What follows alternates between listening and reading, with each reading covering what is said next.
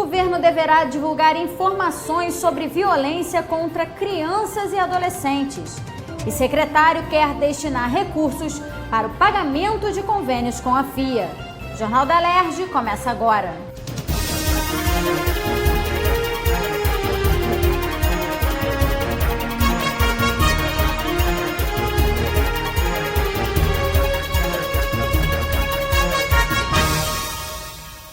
Boa noite.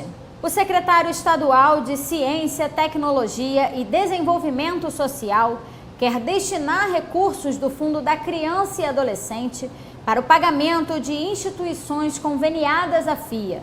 A suspensão dos convênios foi tema de audiência pública da Comissão da Pessoa com Deficiência da Alerj nesta quinta-feira.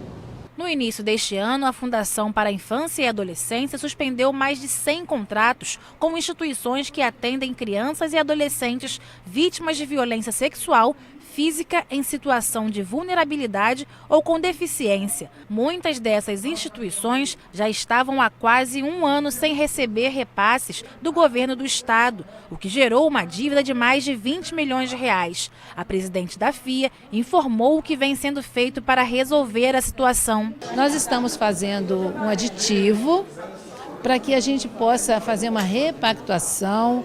Nós vamos ter uma conversa com todas as direções dos abrigos, das APAES, das entidades conveniadas com a FIA. Né? O objetivo é qual? É realmente que cada um hoje dê a sua cota de sacrifício. Né? Porque o momento é difícil, mas como tudo tem prazo de validade, eu acredito que a crise também tenha e que a gente possa desenvolver um trabalho para minimizar os problemas enfrentados pelas instituições com a suspensão do convênio. O secretário estadual de Ciência, Tecnologia e Desenvolvimento Social, Pedro Fernandes, disse que encaminhou para a Casa Civil um projeto solicitando que o dinheiro depositado no Fundo Estadual da Criança e do Adolescente possa ser transferido para essas instituições. A proposta deve ser enviada à Alerj para que os deputados façam uma alteração na lei que criou o fundo. Nós propusemos ao governo que encaminhe a essa casa uma mudança na legislação para que possa trazer a equiparação da sociedade civil com o poder público, que é uma exigência do Conselho, aliás, é uma exigência da lei.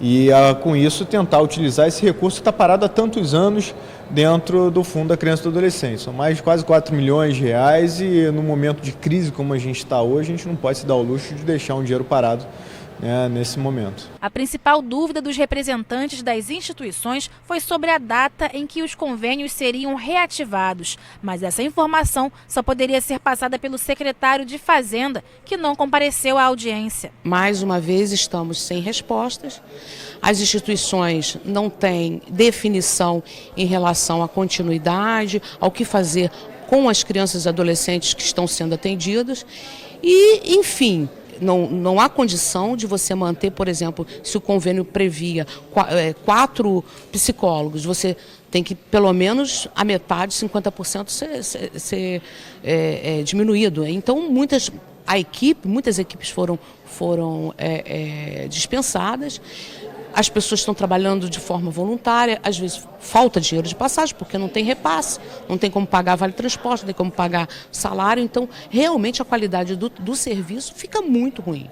Durante a reunião, o presidente da comissão falou sobre a importância de se reunir com o governador do estado, Luiz Fernando Pezão, para discutir o pagamento das instituições. A assessoria do parlamentar ligou para o líder do governo, o deputado Edson Albertassi, que agendou uma reunião para a próxima sexta-feira, dia 24, às 11 horas da manhã, no Palácio Guanabara. Nós precisamos urgente dessa audiência com o governador para que ele determine as prioridades. Como eu disse, tudo é importante, mas criança, adolescente, idoso, pessoa com deficiência é prioridade. O governador tem que sinalizar aonde nós podemos repactuar alguns recursos advindos de outros órgãos para essa função de assistência, que hoje se enquadra em 18º lugar de prioridades no estado. Essa é a vergonha. A FIA não pode ser descapacitada dessa maneira e essa rede não pode ser desmontada dessa maneira por falta de atenção. O governo federal quer fechar 40 agências do Banco do Brasil no estado.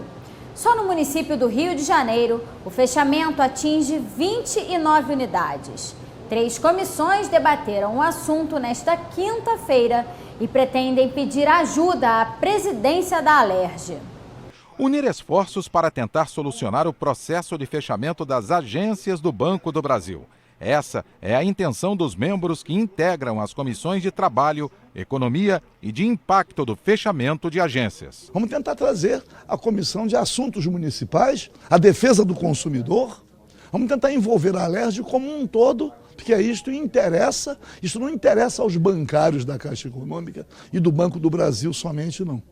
Eles, na verdade, são os nossos representantes nessas instituições.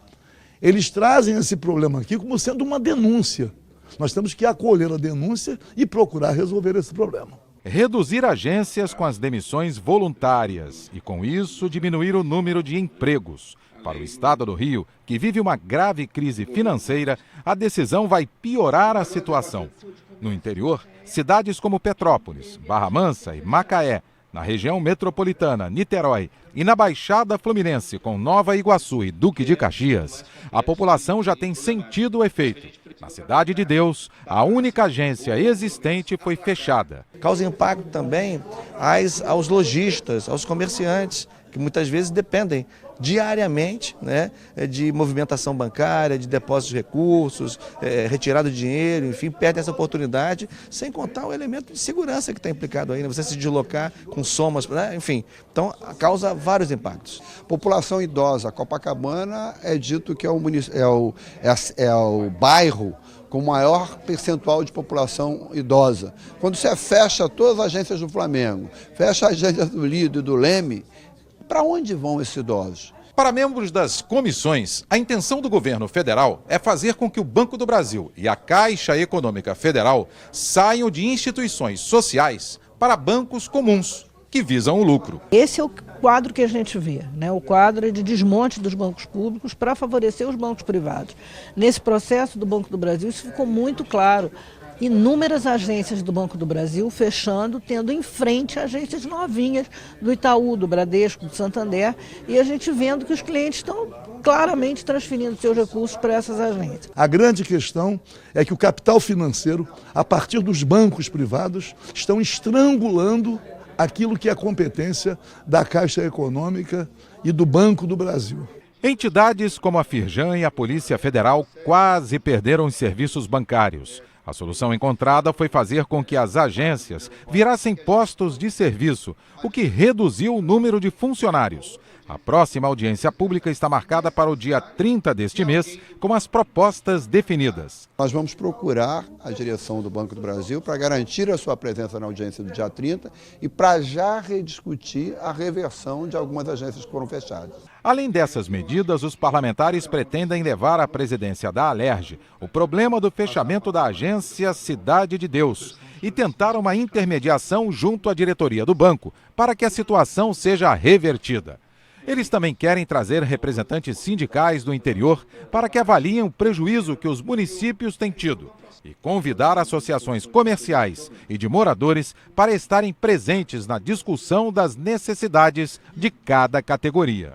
No plenário, os parlamentares analisaram proposta que obriga o governo a apresentar estatísticas periódicas sobre violência contra crianças e adolescentes. Os números devem ser divulgados pelo menos uma vez a cada 12 meses. O texto dos deputados Marta Rocha, Jorge Pisciani, Marcelo Freixo, Flávio Serafini, Tio Carlos, Tia Ju, Enfermeira Regiane e Pedro Fernandes foi aprovado em segunda discussão e segue para a sanção do governador. Muito importante que o poder público produza a informação correta. Então as estatísticas sobre a violência contra a criança e adolescente, elas precisam ser atualizadas. Nós vivemos hoje um processo muito violento, principalmente contra a juventude negra e pobre, mas todas as juventudes são atingidas por isso. A gente precisa produzir informação para gerar política pública. E os estabelecimentos que comercializam suplementos nutricionais podem ser obrigados a contratar um profissional de nutrição. A proposta do deputado Doutor Deodalto foi aprovada em primeira discussão. Hoje, quando o paciente chega, o próprio vendedor é que orienta qual o suplemento que ele vai comprar. Com isso, algumas empresas são beneficiadas. E nesse projeto vai sair dali com uma informação melhor com o nutricionista. E o Rio de Janeiro pode ter um programa socioeducativo de prevenção e conscientização de homens agressores no meio familiar. O projeto do deputado Felipe Soares recebeu 8 emendas e retorna às comissões. O deputado Flávio Bolsonaro quer criar o programa Busca Ativa para que a área médica da PM identifique os pacientes policiais que têm indicação imediata de processos de reforma. Os casos encontrados pelo programa deverão tramitar em regime de urgência. O texto foi aprovado em primeira discussão. O policial militar gravemente ferido, ele vai ser avaliado por uma junta médica da própria Polícia Militar, que ao constatar que a sua situação é irreversível e que ele não vai ter condições de voltar ao serviço ativo, vai ser instaurado imediatamente um procedimento para a sua reforma. Caso o pior venha acontecer com esse policial, ele venha a falecer, a sua pensionista vai fazer jus a uma pensão com valor um pouquinho melhor e também ela vai ser implantada a pensão de uma forma muito mais célere. Estabelecimentos públicos ou privados podem ser punidos se discriminarem pessoas em função da raça, cor ou etnia. As penas previstas são a proibição de acesso a créditos estaduais, multa, suspensão do funcionamento e interdição do local. A matéria do deputado Carlos Mink recebeu 8 emendas e voltou às comissões técnicas. A gente quer dar consistência com o IBGE, com o Estatuto da Igualdade Racial, incluindo as empresas e apertando nas multas, e vamos, junto com o deputado Gilberto, que é autor da lei original. A nossa é uma lei que aperfeiçoa a lei, que atualiza, que modifica. Nós vamos fazer operações de cumpra-se para essa lei ser cumprida, para não ter racismo nas academias, nos restaurantes, nos hotéis. O governo do estado pode ser autorizado a estabelecer critérios para habilitar e pré-qualificar instituições que queiram atuar como comunidades terapêuticas que atendem dependentes químicos. O projeto da CPI, que apura as causas e consequências do consumo de crack, foi aprovado em primeira discussão. Elas precisam ser subsidiadas, precisam ser fiscalizadas. Esse projeto, na verdade, ele visa dar transparência justamente no processo de credenciamento, para que as boas comunidades terapêuticas possam prestar um bom serviço, acompanhando o Estado, obviamente, e para que as que não fazem um bom trabalho público, usando e malversando o dinheiro público, possam ser excluídas. E as organizações sociais que atuam na área de saúde deverão informar a Secretaria, de 2 em 2 meses, o preço que pagaram por cada medicamento comprado e serviço contratado diretamente. O levantamento feito pela Secretaria Estadual de Saúde, com base nessas informações, deverá ser divulgado no site da pasta, no Diário Oficial do Estado e no Portal da Transparência.